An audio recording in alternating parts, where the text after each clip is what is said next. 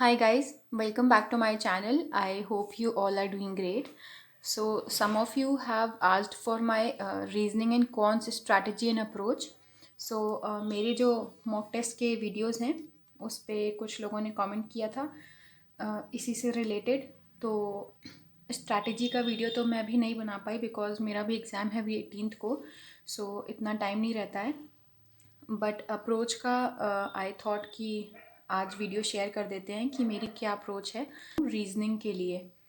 सो सबसे पहले तो मैं जो नए हैं चैनल पे उनको ये बता दूं दैट मेरे थोड़े डिसेंट स्कोर आते हैं. सो कुछ लोगों ने कमेंट किया था अप्रोच से रिलेटेड, तो सिर्फ इसलिए मैं ये वीडियो बना रही हूँ. मैं ऐसा कुछ भी मेरा मतलब नहीं है कि किसकी अप्रोच सही है या किसकी अप्रोच गलत है.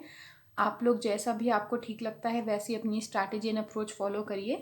और ये वीडियो मेरी अप्रोच से रिलेटेड है, तो अगर ये आप लोगों को हेल्पफुल लगता है तो आप इसको फॉलो कर सकते हो. सो मैंने IBPS क्लर्क के कुछ मॉक्स दिए थे, तो पहले मेरे रीजनिंग के स्कोर्स देखते हैं इनमें. तो इसमें मैंने 35 आउट ऑफ 35 स्कोर किया है. ये रीजनिंग का सेक्शन है.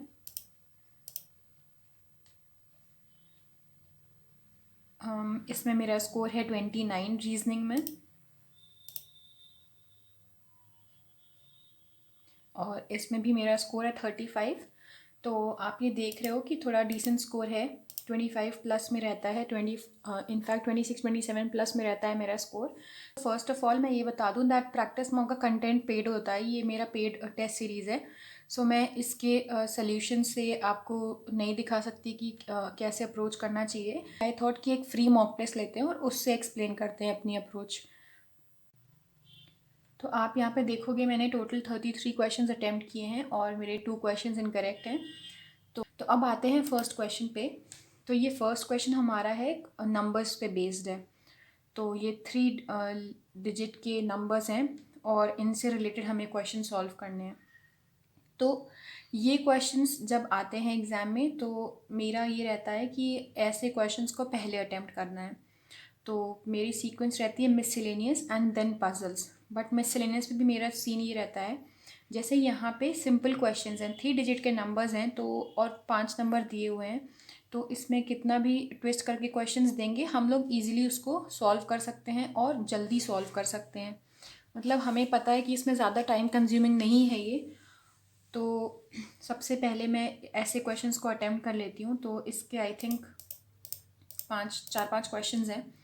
तो इस ये क्वेश्चंस हमने अटेम्प्ट कर लिए. बट इसकी जगह अगर कुछ कॉम्प्लिकेटेड वर्ड से रिलेटेड आता है जिसमें आपको पता होगा ऐसे 3 डिजिट नंबर्स की तरह 3 लेटर वर्ड्स भी दिए होते हैं और जिसमें अगर क्वेश्चन लंबा है मुझे दिख रहा है तो मैं उसके शॉर्ट क्वेश्चंस को पहले अटेम्प्ट कर लेती हूँ. और जो थोड़ा कॉम्प्लिकेटेड है या मुझे उसमें डाउट है तो मैं उसको लास्ट के लिए रख देती हूँ. बिकॉज हमारे पास इतना टाइम नहीं है कि हम टाइम वेस्ट करें क्वेश्चंस पे, क्योंकि हमें अपने अटेम्प्ट्स मैक्सिमाइज़ करने हैं एक्यूरेसी के साथ. सो मेरी अप्रोच ये रहती है कि पहले जब ऐसे क्वेश्चंस आए तो मैंने उनको अटेम्प्ट कर लिया. और इसका कोई भी पार्ट जैसे इसके ये सब तो सिंपल क्वेश्चन हैं बट इसका अगर कोई भी क्वेश्चन कॉम्प्लिकेटेड है तो मैं उसे मार्क कर देती हूँ एंड उसको मैं एंड में करती हूँ. सो अब चलते हैं आगे. तो इसके बाद अब ये हमारे पास फर्स्ट पज़ल आई. तो ये है क्वेश्चन नंबर 71 और पज़ल पे हल्की सी नज़र डाली दैट ये पोस्ट वाइज पज़ल है और इसमें लगेगा टाइम. तो मेरी अप्रोच ये रहती है कि मैं पज़ल्स को हमेशा लास्ट में करूं. बट मैं हमेशा नोट डाउन कर लेती हूँ कि कौन से क्वेश्चन पे कौन से पज़ल है. फॉर एग्जांपल ये क्वेश्चन नंबर 71 है. सो मैं अपने पेपर में शॉर्ट में नोट कर लेती हूँ रफ शीट में कि क्वेश्चन नंबर 71 पोस्ट वाइज. तो बाद में जब मुझे सारे मेरे मिसलेनियस क्वेश्चंस कंप्लीट हो गए हैं तो मुझे ये टाइम ना वेस्ट करना पड़े क्लिक कर करके कि मुझे पहले कौन सी पज़ल करनी है.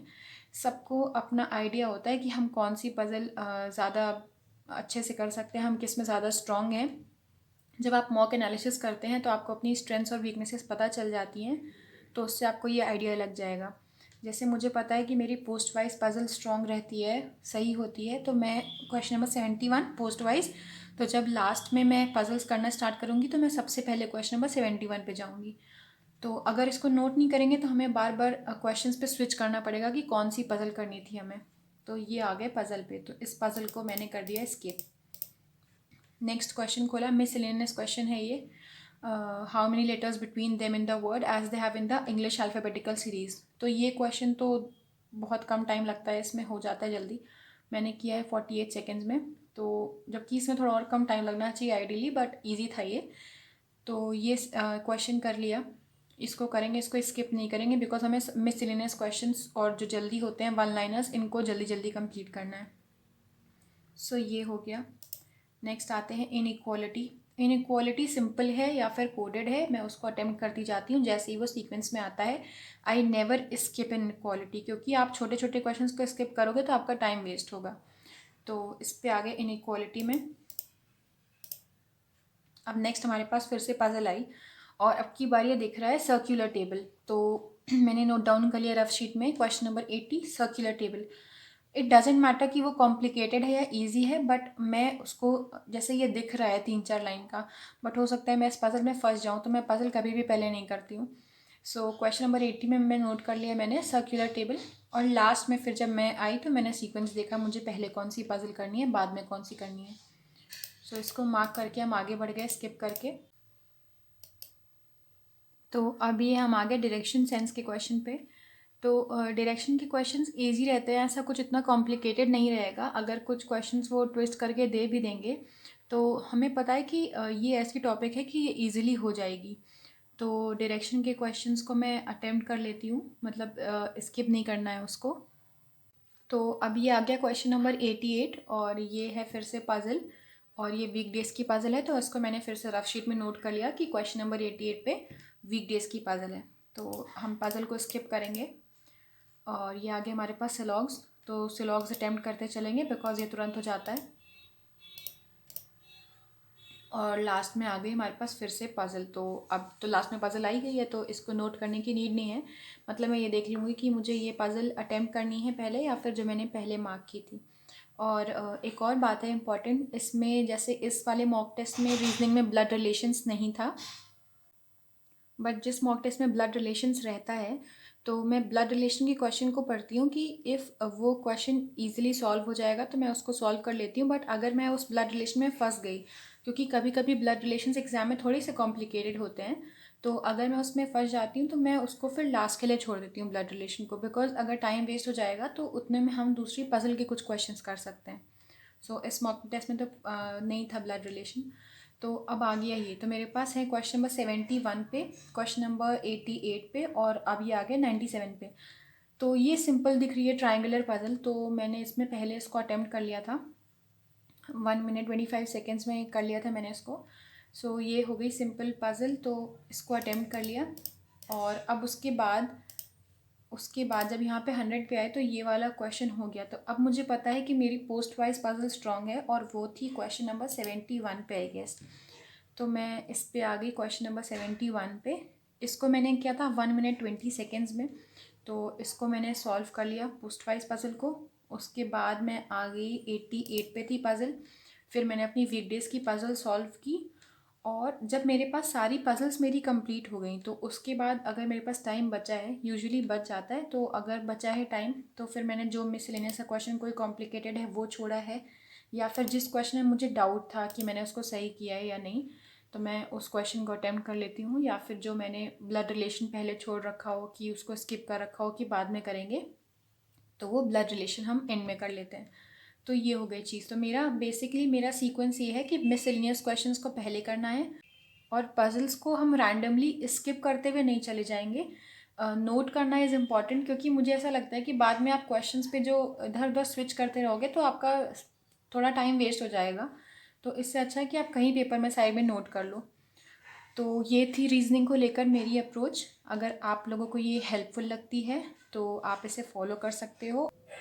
और मैंने काफ़ी लोगों को देखा है कि वो पहले पज़ल सॉल्व करते हैं, तभी उनके पास टाइम बचता है, तभी उनकी एक्यूरेसी होती है। सो बेसिकली मेरा पॉइंट ये है कि आप लोगों को जो चीज़ बेटर लग रही है दोनों में से, कि आपको पहले मिसलेनियस करना है या पजल्स करने हैं, आप उस चीज़ को फॉलो कर सकते हो। बट जो भी करो उसको प्लान तरीके से करो, जिससे कि आप जब जैसे आप मॉक अटेम्प्ट करते हो तो हमेशा प्लान्ड अप्रोच लेके चलो मॉक टेस्ट में भी, जिससे कि आपके पास टाइम भी बचे और आपके अटेम्प्ट्स एंड एक्यूरेसी भी मैक्सिमाइज्ड रहे। बिकॉज़ मुझे अपना पता है कि मैं पज़ल्स में कंफ्यूज हो जाऊँगी, मेरा टाइम वेस्ट हो जाएगा, तो मैं पहले प्रेफर करती हूँ मिसलेनियस करना। सो आई होप ये वीडियो आप लोगों को हेल्प करे। If it does please let me know in the comment section.